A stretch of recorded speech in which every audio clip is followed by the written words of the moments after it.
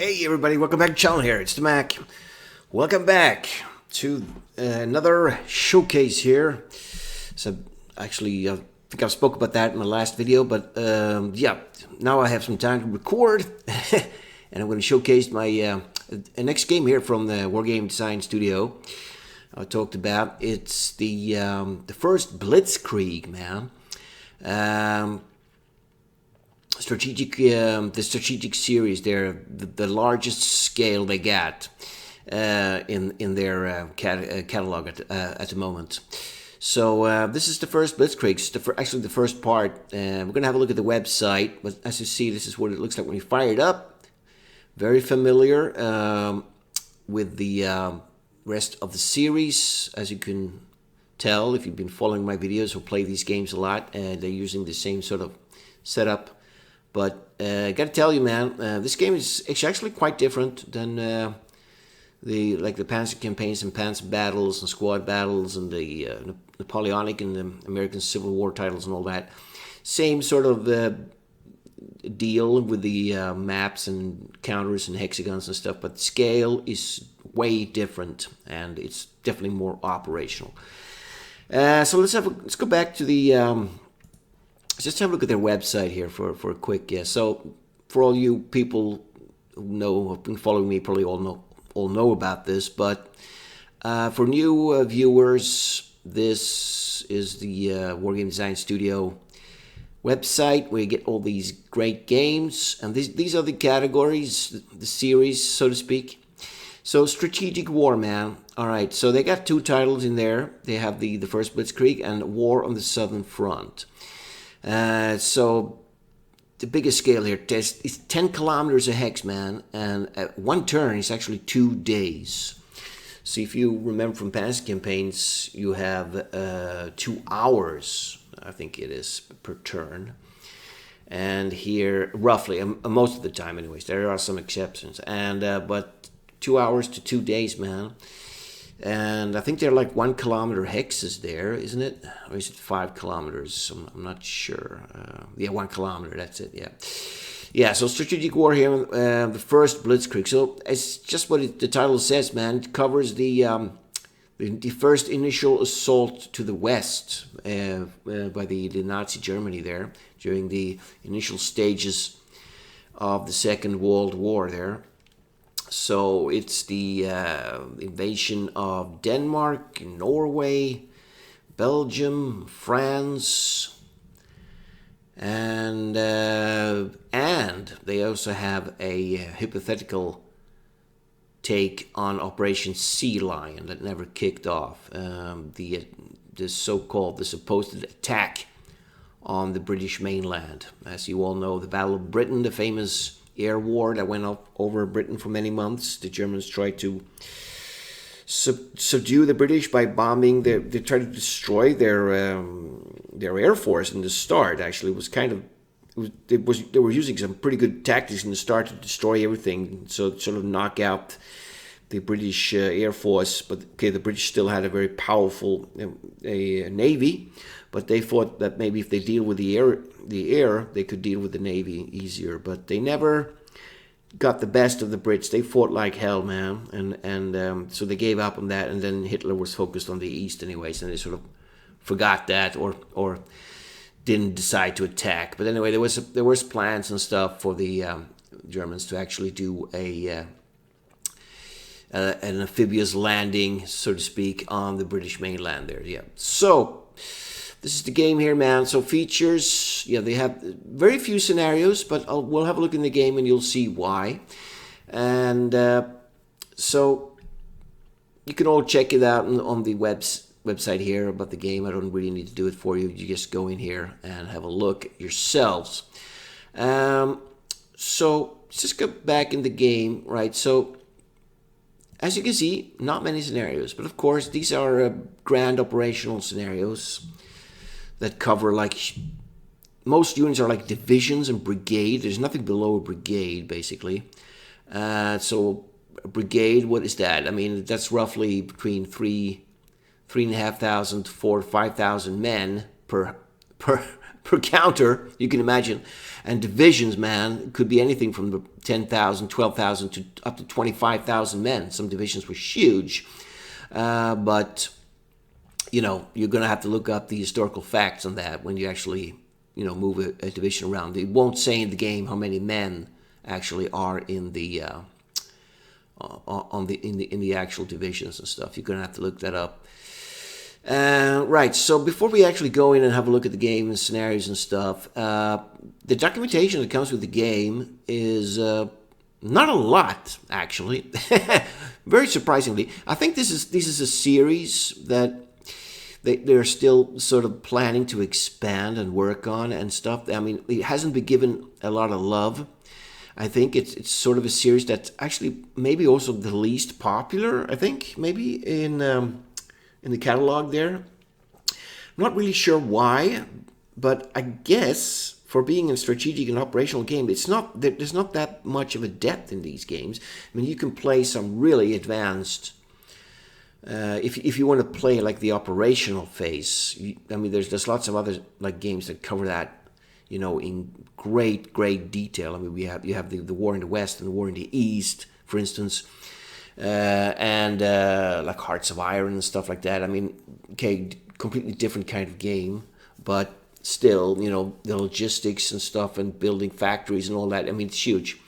And this, it's basically just the warfare. I mean, the units and the divisions moving around and fighting and stuff, which is cool. I mean, this is what most of the Wargame Science Studio games are about, is the actual combat and the tactics involved, not so much everything around. Okay, they do have command control, and they do have. You're going to have some sort of logistical line to your resupply and support to get resupplies to your units. That's of course covered, but not so much in great detail. Mostly that there is a clear path for the ammunition and the food and stuff to get it back up to the front and stuff. Right. So. Let's have a look here. So there's a getting started, which is really good. I've actually played through this off camera, and it was good. It was kind of basic, and when you played it, you feel like, wow, was that it? And it is kind of a basic game compared to let's say Panzer campaigns. I think Panzer campaigns has a lot more depth to it, but it's also a smaller scale, so it's understandable. But I think it definitely does the job here. There's some basic basic ways.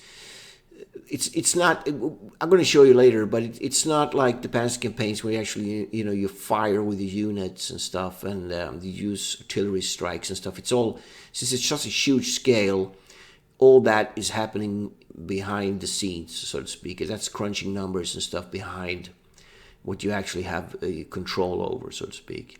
But it was a good scenario. It's, as you can see, it's very short. It's only 7 pages, but it does introduce you to all the main mechanics of the game. And those are, of course, the units themselves, some terrain, different kinds, like if they're motorized, mechanized, or just foot sloggers. Air power is sort of kind of not very deeply covered, but it's there, and it's important to keep track of your air force. It's mainly in this title, the air force is your main area of reconnaissance, for instance. There's no real recon capabilities on the ground since it's such a huge scale, but there are recon units. I guess you could use them, sort of. But the air is basically your eyes on the ground to know where the enemy is roughly and where to bomb and where to, do all that stuff. So it's all here, air support and stuff. And then, of course, the fighting itself, the assaulting, the moving, the attacking of the divisions or brigades moving in.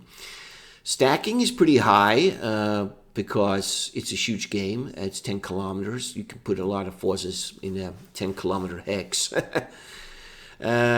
So, all right. So that's it. That's the getting started. If you guys want me to do that, play that on camera, let me know in the comments and stuff. Right. So, and then there's a user manual. It's 56 pages, man. That is very small compared to some of the huge ones now that are for Panzer battles and Panzer campaigns. And even, I mean, even if you go back to Renaissance now and the Napoleonic titles and American Civil War, those manuals are pretty extensive and huge.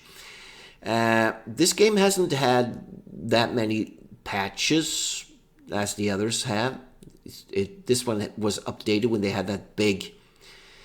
Was it the 4.0 update when they did that big revision of all their titles? This one actually did get high definition graphics and sort of crispier feel than the other one, and the maps were sort of smoothed out and made more pleasing to look at and play on and stuff. So they haven't gotten those new big like fancy updates like the other titles have, but maybe, who knows? They could be doing more to these. Probably they're probably working on that. It's sort of a side project, I guess. So the manual here, yeah, it goes on. I mean, it's sort of a classic Wargame Design Studio manual here. Tells you all the units, quick overview, hexes and timescales and stuff, objectives. It's pretty good. I mean, it's easy to follow and easy to jump into, and easy to look things up. Since it's so small, you don't have to flip around the PDF for hours just to find what you're looking for. It's all kind of easy flow here. I mean, you could actually fire up a scenario of your liking while you're reading the manual and sort of learn the game that way very fast. And you'll be learning it, I guess, in a bit more in depth than getting started. So good manual, man. I like it. It's pretty good. All right, and then there are 3 campaign maps that comes with the game as well, and these are the ones. So they have the invasion of Poland here, how the Germans actually attacked Poland with all the might they had, all the divisions and stuff, the Blitzkrieg tactics that won the day. So it's all, I mean, these are like sort of planning map, historical maps. The campaign against Poland, they're the first Blitzkrieg. So, I mean, this is a good map. I mean, it gives you a rough overview if you want to recreate history and move your units as they did. But of course, the internet and books and YouTube actually have some really good, people who have done some in-depth covering, like how every individual division moved and where they attacked and where they went and stuff. Sometimes I actually like to play the games like that because once I'm learning about a conflict, it's fun to actually play it as it was historically, and you learn a lot, especially if you're reading a book or watching it like a documentary at the same time. You do get a whole different kind of aspect of it as you're actually moving the counters yourself on a tactical map. So that's how I usually play some of these games, to learn more about specific operation there. They have a campaign map too. This is, of course, the invasion of Denmark and Norway. And Sweden got away because we were pretty cowards, I guess, during the Second World War. Well, we wouldn't have a chance anyway. You could say Sweden was cowards, and we were pretty smart as well, because they didn't want to fight Germany. Of course, they would have lost. Germany would have taken Sweden easily, because we had a pretty weak army and air force compared to the might of the German. I mean, they would have rolled over Sweden pretty fast. But so we were declaring ourselves neutral, and we sold a shitload of iron ore to the Germans. Man, that was pretty bad. Fueled their so they could build their tanks and weapons and stuff. They bought British steel is renowned to be very good. So they used a lot of that, and we actually let the Germans pass a whole division through Sweden when they were helping Finland out fighting the Russians. So there was actually a German division that moved through Sweden into Finland.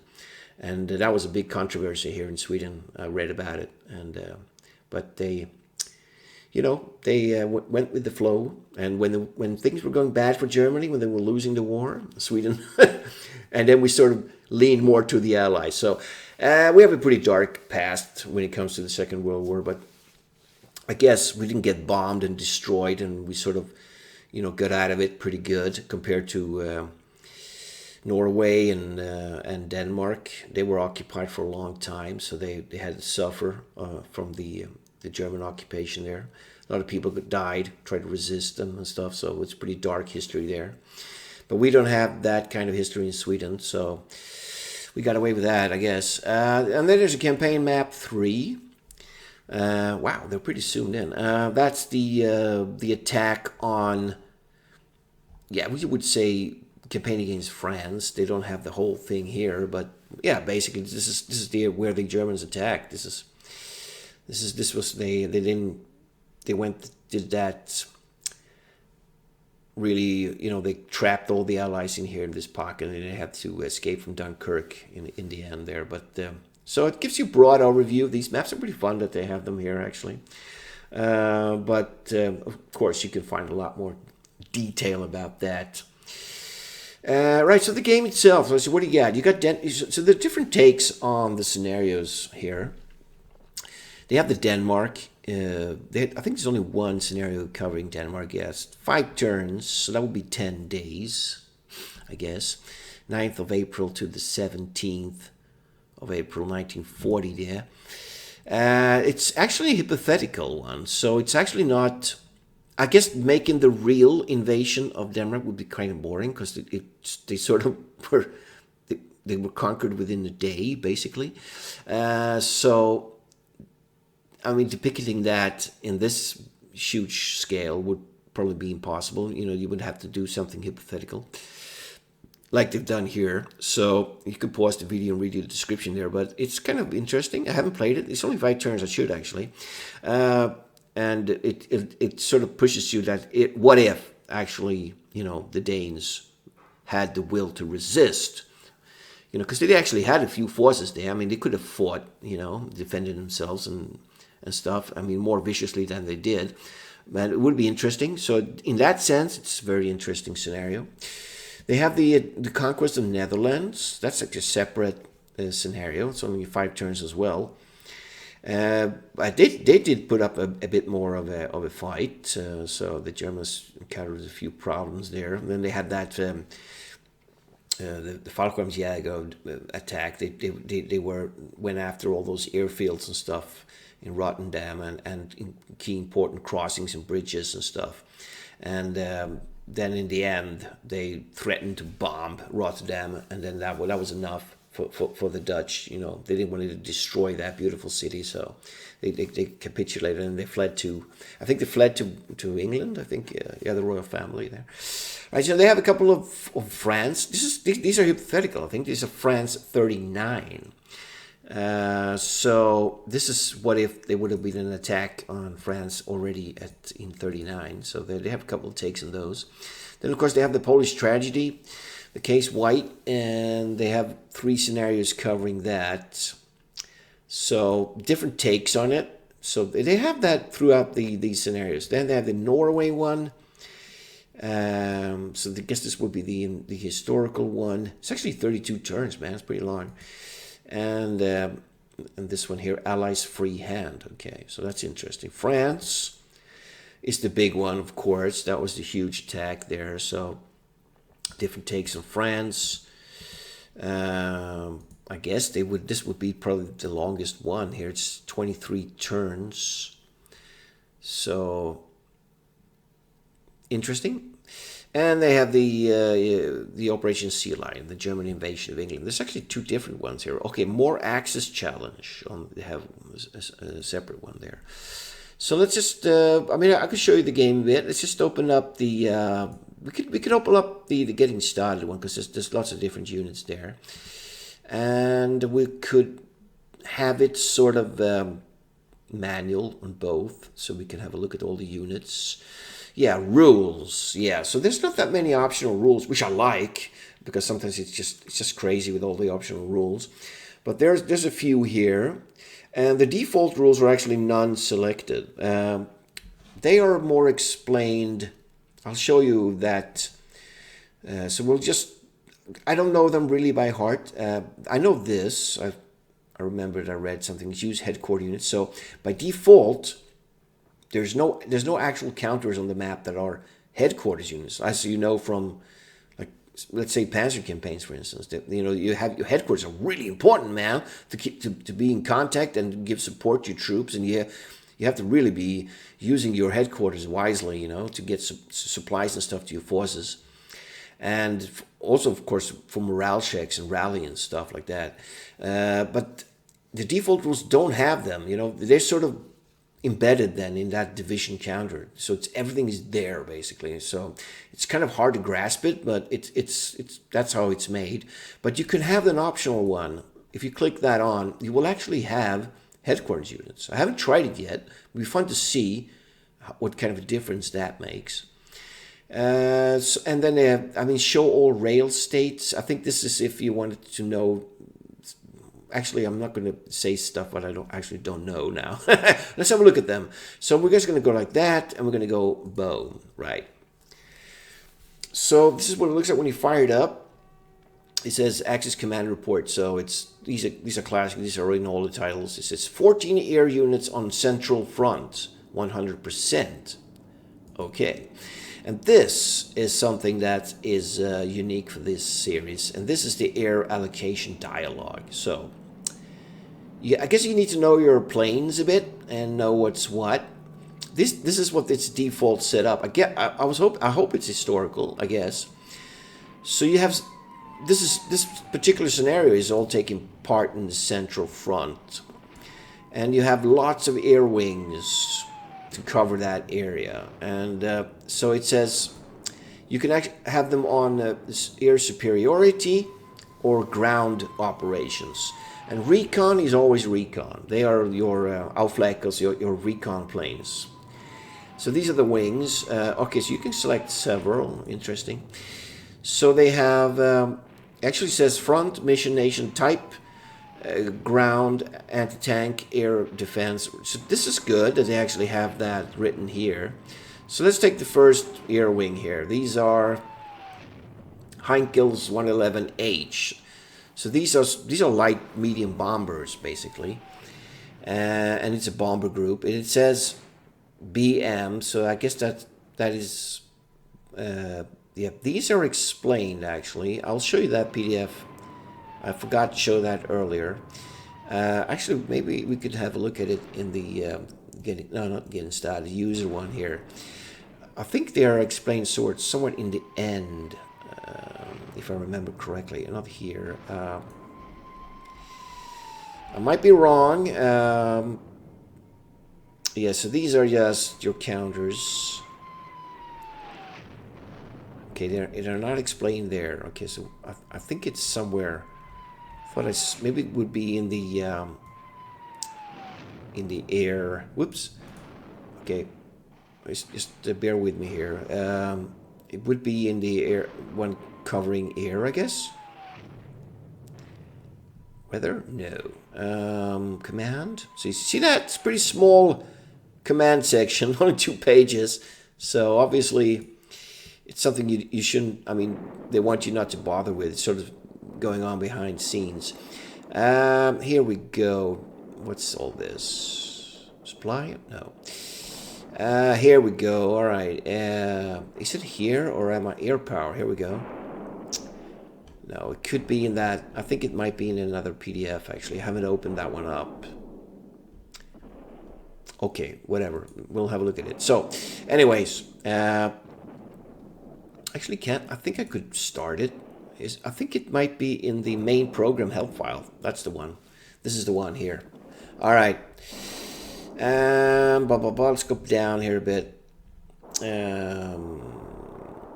Okay, so they go. Yeah, this is in old titles from Wargame Design Studios. The program help file goes over all the menus and stuff, explains what they are. Here we go. Man, I should have prepared better. Here we go. Where was it? I know I've seen it somewhere, man. Here we go. Just took time, didn't it? BM, bomber, right. So I already knew that. Okay, so that's bomber. Here you have something called DB. These are Stukas. We all know they're dive bombers. So it probably would be DB is dive bomber. Rec is reconnaissance, and FT is fighter.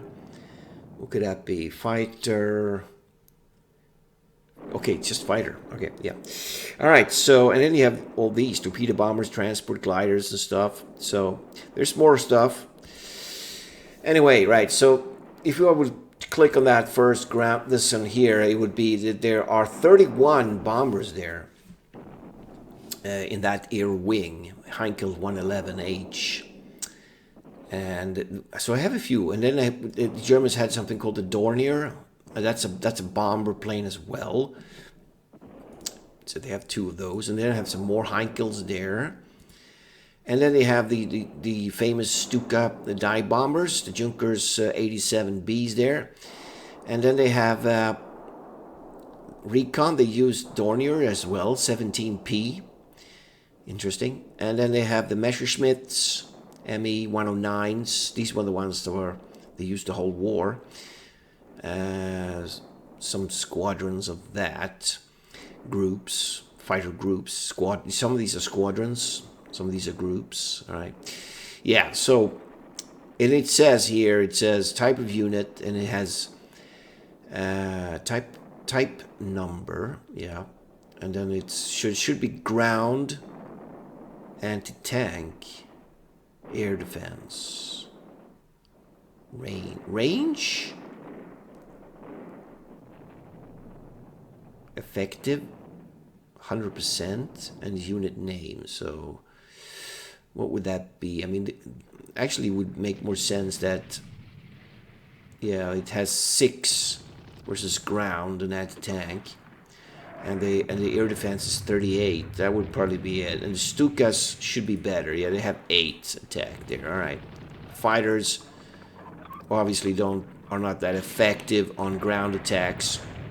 So they have high air defense, 53 there. Okay, right. So what they want you to do here is allocate. Say, I mean, I only have these are my only fighter wings. So of course they should be on air superiority. I mean, I could change it to they would be used on ground, but why would I do that? I need air defense. I mean, these guys need to cover my bombers as they're coming in, right?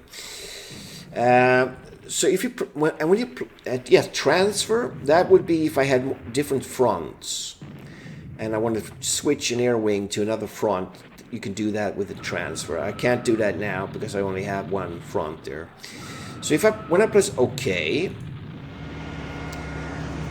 immediately it sort of solves the first 2 days of air fighting. So it says air losses to Axis side in air superiority combat, none. We didn't take any aircraft losses, which is great.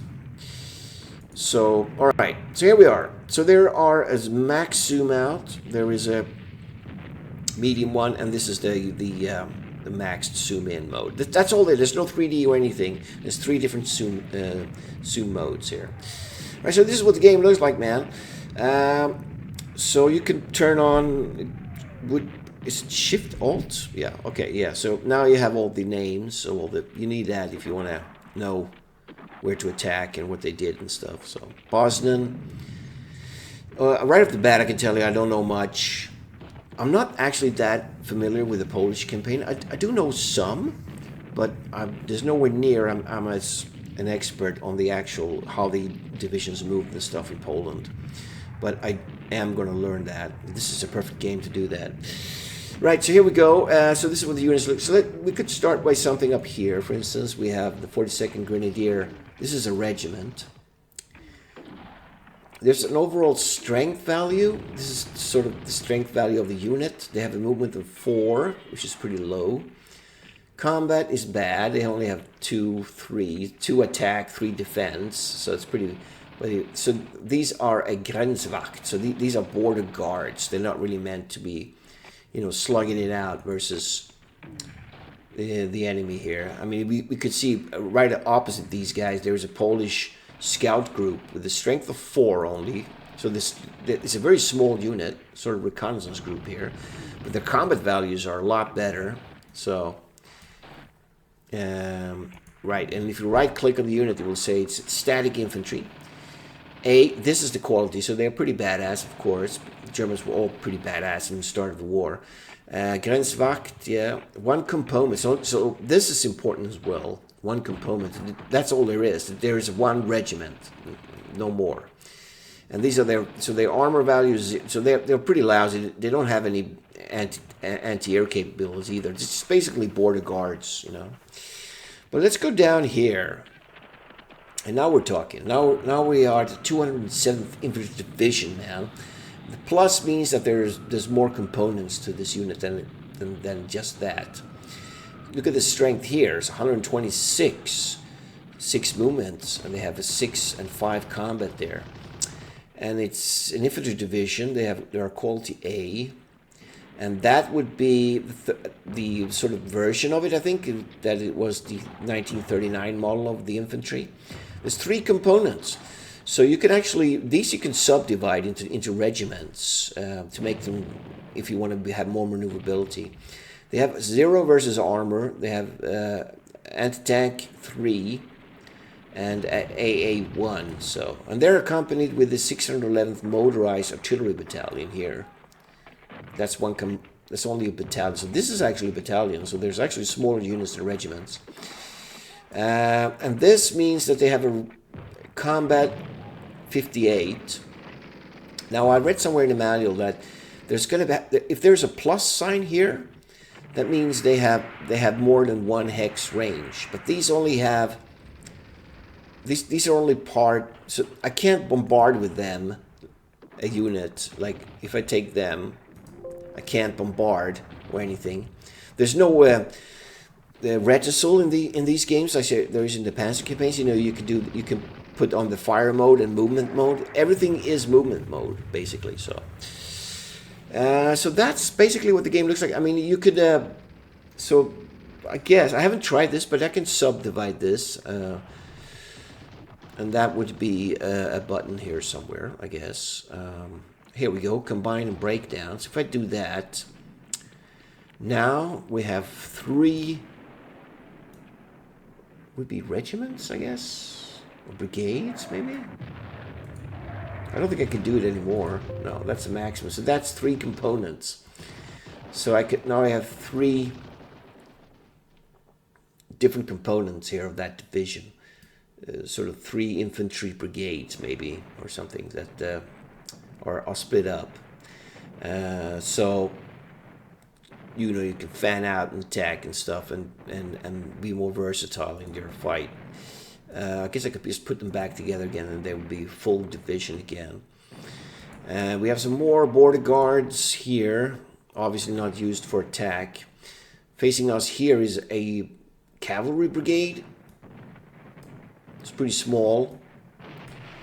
So obviously, if you would attack with this whole division, you would probably overrun them pretty easily. So yes, and you have these railroad engineers. They're important. Yeah, railroads are important in this game. That's what they put a lot of emphasis on, because there's no roads, as you can see. There's just railroads, and to hold them and disrupt enemy supplies is vital. That's a big one here, and I think you can destroy rail as well. I think you can. I haven't really dived that deep into the game, but I think you can do that somewhere. Like there are engineer units. Maybe you can't destroy them. Maybe they will be destroyed in a battle, and you can move into these engineer units. So here we have something. We have the 44th Motorized Pioneer Battalion, and so they're actually good for assaulting, I think. Strength 9. Okay, so that's pretty good. There is a unit here somewhere. Let's see. Here it is. Yeah, with the spade and the pitch and the pickaxe there. These are railroad engineers. So I think it's covered somewhere in the manual. When I do a let's play of this, I'm probably going more in depth in that. But I think they can sort of repair railroads that have been destroyed to keep the supplies going and stuff. And you can embark units on rail, so they are in rail mode. That's in other titles as well from the Wargame Design Studio there. You can get in rail mode. They can move a lot faster, move around and stuff.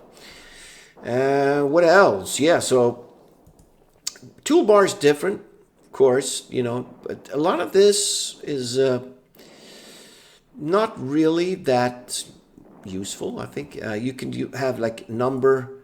What is that? Number of units. Yeah, so the components. We know that these were 1.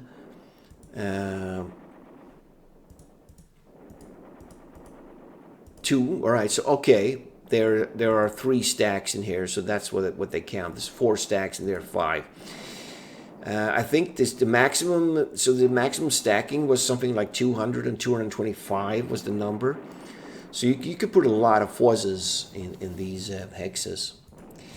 This is the strength values, I think.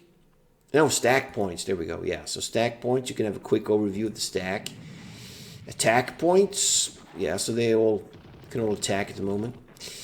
Defend. What kind of defend numbers they have. Movement points. And components. Yeah. Reachable hexes. Alright, I did see that. That's interesting. So, if I will press that. Yeah, you can see. These are the reachable hexes. What's this? Major supplies. Not much happened there. Command ranges. We don't have any headquarters here now, so these are fort units, moved, fixed units, highlight reduced. Yeah, so the different kind of toolbar for sure. But all in all, the game is kind of basic compared to many of the other titles, I think, in the catalog. It's more, I would say it's sort of a casual, grand strategic game. This would be kind of fun, actually, to just play casually versus a human opponent, or even against a computer, I guess. I haven't tried the AI out in this yet. If you want me to do a let's play of this, like a smaller scenario or something, I'll record it and do it. I probably will. I usually do that.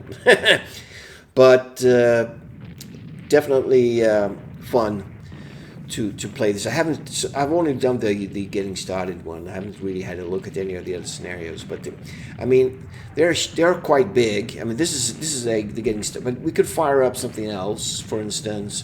So the Denmark should be small. So we'll just do. I won't spoil it for you. We'll do automatic. We'll be the Germans. So you have the same deal here. You have reinforcements have arrived, right? 3 air units on north front, so there's not that much allocated air here. So you have a couple of superiority Messerschmitts and some Heinkels there. So we'll just leave it and go okay. And here you go, air losses. So we lost 1 strength point. The odds were 4-1, but we still lost 2 cap. Either the Danish shot some down with their flak guns, or they actually shot them down with their own fighter planes there. Right, so here we go. So this is the invasion of Denmark. As you can see, very few units. And the Germans did some paratrooper. I think they landed some paratroopers in the north, and they had some forces moving up here. The 170th Infantry Division. See, they have a flak battalion with them as well. Here you have the 11th Motorized Infantry Brigade. Here's a brigade, 2 components. You have the 4th Motorized Machine Gun Battalion, the 677th Motorized Artillery Battalion. You have some panzers, from the 40th Panzer Battalion. I'm not sure what division they were part of. And they have some motorized flak guns as well. And we have the 170th Infantry Division. So they were there's another part of that division there. Interesting. And 729. Okay, so that is a artillery brigade. Battalion, sorry. Machine gun. And here are those railroad engineers. They're there as well. And this would be another unit. So this division is actually split up into different parts. Yeah, 1 unit is actually already on rail mode, moving in the back here. So interesting. We have some units down here. These are fixed. All right. Yeah, so that's Denmark. And France, I mean, Netherlands. Can have a look at that. Allies who could be fog of war again. So, all right. So we have reinforcements of 8 air units. All right. So it's getting bigger. We have 1 recon wing there. We have quite a lot of 3 ground groups and some bombers. Okay. Here we took some losses. 2 losses there. Shut down. So how would you see victory points and stuff? You go in here and you would see that we already lost. So I think they're sort of calculating points here. More than like men casualties like you have in Panzer campaigns and stuff. Right, so the attack on Holland here, man. So it's all part here. You can recreate it. Yeah, what are some of the bigger ones though? France 39. So these are what if, I guess. And the whole Polish, I guess, would be here as well. Could that be the whole one? 9 turns, maybe.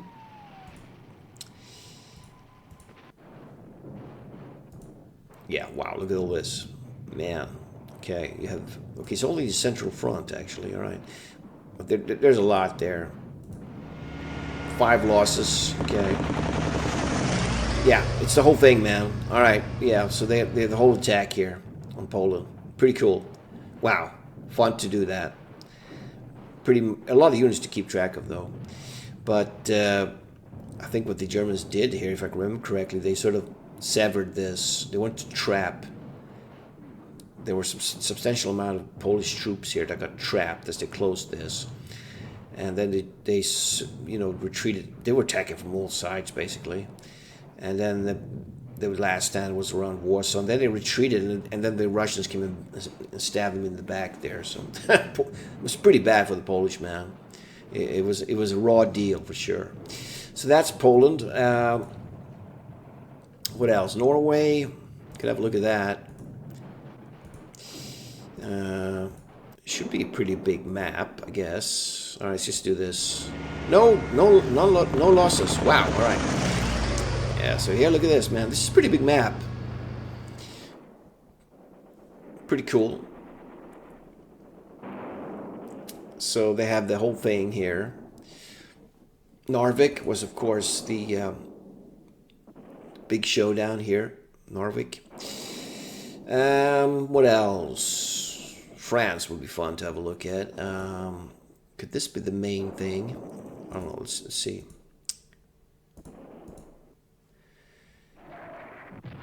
"106 air units. Oh man, wow! Look at all this. It's a lot to keep track of, man. 20 losses. Ooh. Yeah, this could be it, man. This could be the whole thing. Yeah, definitely. Yeah. Yeah, this is a very interesting campaign, this. Where's the Ardennes?